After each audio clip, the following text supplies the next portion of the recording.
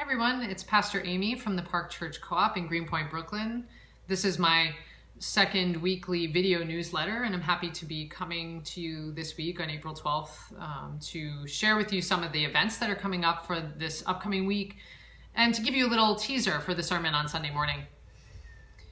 So we do have worship on Sunday at 11, and then we do coffee and conversation after, where we get to catch up with one another from the past week and to build a relationship together and just to check in and see how everyone's doing. We also have the farmers market at 10 a.m. to 4 p.m. And this week we have participatory budgeting going on. It's the last week that you can vote for some projects in the neighborhood to get funding. It's a way that you can participate in caring for your neighbor and doing things that matter to our neighborhood. We also have the library. It's a pop-up library that we have on Tuesday afternoons and Saturday morning and Sunday afternoon with story time with Randy at 2 p.m. We also have No Lights, No Lycra at 8 p.m. on Tuesday nights. It's our weekly No Lights dance party where people can come and in a judgment-free zone just kind of be themselves and kind of be free to dance and express themselves in whatever way they wish. And so we invite you to come, wear comfy clothes, and be part of that.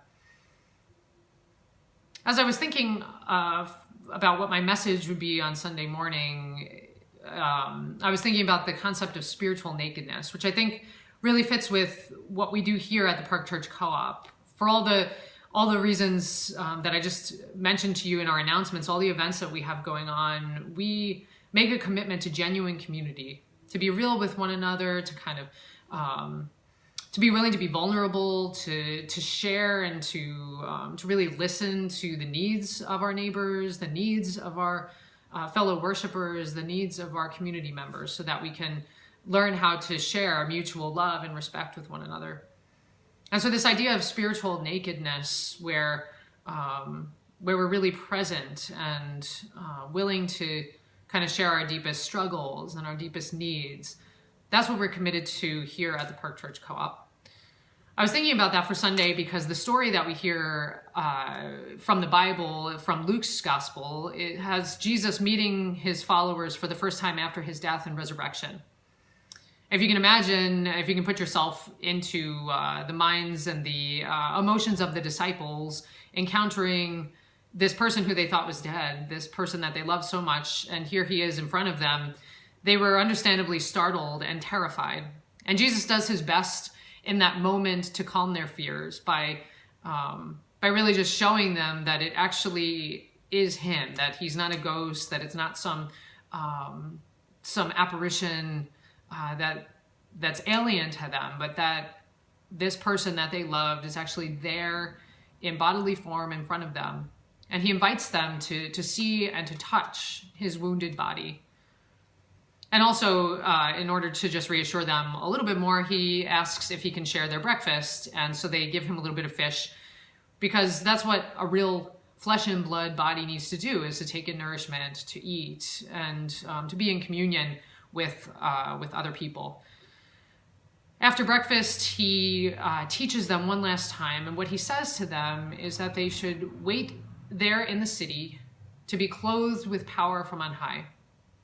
And so I thought about this metaphor of clothing, and that what comes before clothing is nakedness. And so the state of the disciples in that moment was a state of spiritual nakedness in front of the risen Christ.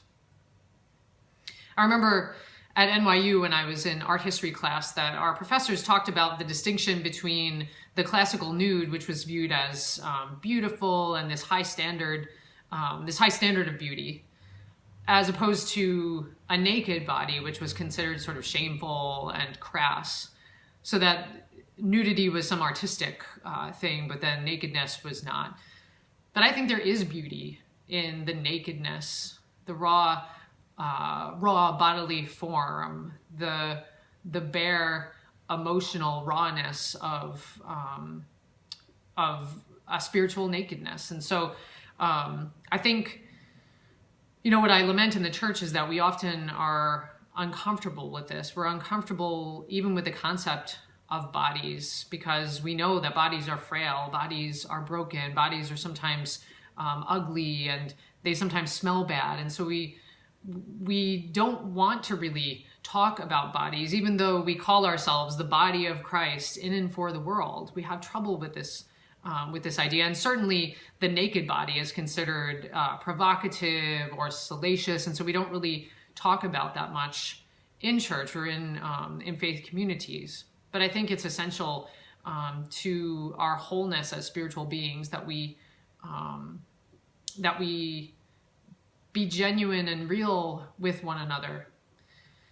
Jesus presents his wounded body to his disciples. It's a body that that's hands and feet have been run through by unjust force, that's flesh has been torn by the whips of torturers, whose head is marred by the thorn of crowns by which he was mocked, and whose naked body was hung on the cross to shame and to threaten and to instill fear in other people about what could happen to them. In our community and the neighborhood around, I know that as a pastor, I know that there are a lot of people who are clothed with these feelings of shame and guilt, feelings of depression and despair. They carry and wear their anxiety and their fears as almost like a cloak around them. And, as a spiritual community, as a faith community, we strive to provide a space that's safe for people to come and to be able to share those struggles and those fears and those wounds with one another in order for healing and wholeness and hope to be restored. When Jesus tells the disciples to wait, to be clothed with power from on high, that's what he's handing off to us, to them, this responsibility and this call to be willing to sit with wounded bodies, to be willing to hear and to touch and to feel the real needs of those that are in our community. And as a community together, to be willing to share our own vulnerabilities and our own spiritual nakedness with one another. So I invite you to continue to be part of this conversation. I invite you to come on Sunday morning where we practice this spiritual nakedness with one another.